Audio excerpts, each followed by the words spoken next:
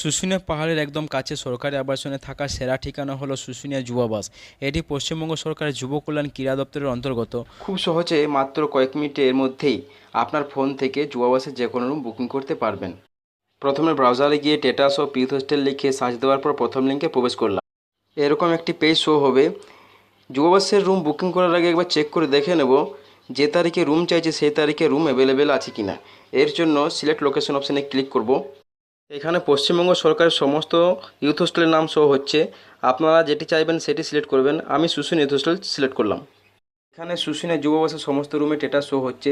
যেহেতু আমি 30 তারিখে রুম চাইছি তাই 30 তারিখটাই ফলো করব। 30 তারিখে এসি ডবল বেডের রুম একটা অ্যাভেলেবেল আছে, এসি ট্রিপল বেডের রুম দুটো অ্যাভেলেবেল আছে, ডরমেটরি 36টা বেড অ্যাভেলেবেল আছে, ডিলাক্স রুম দুটো অ্যাভেলেবেল আছে, কটেজ 3টে অ্যাভেলেবেল আছে, ডবল বেডেড নন অ্যাটাচ বাথ 3টে রুম অ্যাভেলেবেল আছে। হোম পেজে ফিরে এলাম, রেজিস্টার অপশানে ক্লিক করলাম।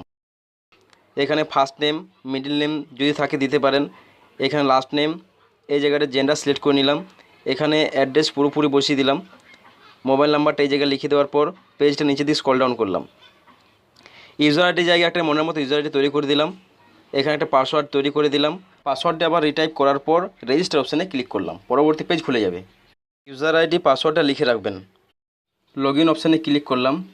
এখানে ইউজার আইডিটা সঠিকভাবে লিখে দিলাম, পাসওয়ার্ডটা লিখিয়ে দিলাম। ক্যাপচাটা এই জায়গায় সঠিকভাবে বসিয়ে দেওয়ার পর লগ ইন অপশানে ক্লিক করলাম। লোকেশন টাইপে ক্লিক করে শুশুনিয়া ইউথ হোস্টেল সিলেক্ট করে নিলাম। আপনারা চাইলে অন্য ইউথ হোস্টেল সিলেক্ট করতে পারেন। এরপর অ্যাকোমোডেশন টাইপে ক্লিক করে পছন্দ মতো রুম সিলেক্ট করে নেবেন। আমি এসি ডবল বেডের রুম সিলেক্ট করলাম। ফ্রম ডেটের জায়গায় 30 তারিখ সিলেক্ট করে নিলাম। টু ডেটের জায়গায় 30 তারিখ সিলেক্ট করে নিলাম। যেহেতু একদিনের জন্য আমি রুম চাইছি তাই ফ্রম ডেট টু ডেট দুটো ডেটেই একই হবে। এরপর নাম্বার অফ অ্যাকোমোডেশনের জায়গায় এক বসাই দিলাম, যেহেতু আমি একটাই রুম চাইছি। এরপর শো টোটাল কস্ট অপশানে ক্লিক করলাম। প্রসেস টু বুকিং অপশানে ক্লিক করলে এইরকম একটি পেজ শো হবে। এখানে ফুল নেম লিখে দিলাম। এই জায়গাটা পিনকোড সহ ফুল অ্যাড্রেস লিখে দিলাম আধার কার্ড দেখে দেখে। এখানে জেন্ডার সিলেক্ট করে নিলাম। এই জায়গায় এজটা বসিয়ে দিলাম।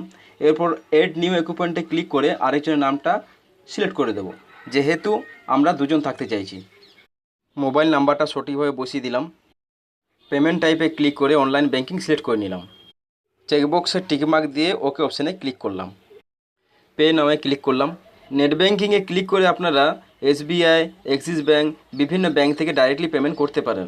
আবার PhonePe, Google pay, Airtel payment bank থেকেও কিউআর কোডের মাধ্যমে পেমেন্ট করতে পারবেন। তো আমি কিউআর কোড সিলেক্ট করে নিলাম। এখানে ক্লিক করে ভীম ইউপিআই সিলেক্ট করে মেক পেমেন্টে ক্লিক করলাম। এরকম একটি কিউআর কোড শো হবে। এটি স্ক্যান করে পেমেন্ট দেওয়া যাবে। পেমেন্ট সাকসেসফুল হলেই রিসিপ্ট কপি জেনারেট হয়ে যাবে।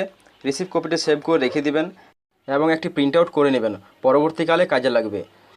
শুশুনিয়া ইউথ হোস্টেল সম্বন্ধে যদি আরও কিছু জানার থাকে তাহলে অবশ্যই স্ক্রিনে দেওয়া নাম্বারে আপনারা ফোন করে যোগাযোগ করতে পারেন। যদি ভিডিওটি আপনাদের ভালো লেগে থাকে, কাজে লাগে, তাহলে অবশ্যই একটি লাইক, সাবস্ক্রাইব এবং বন্ধুদের মধ্যে শেয়ার করে দিবেন।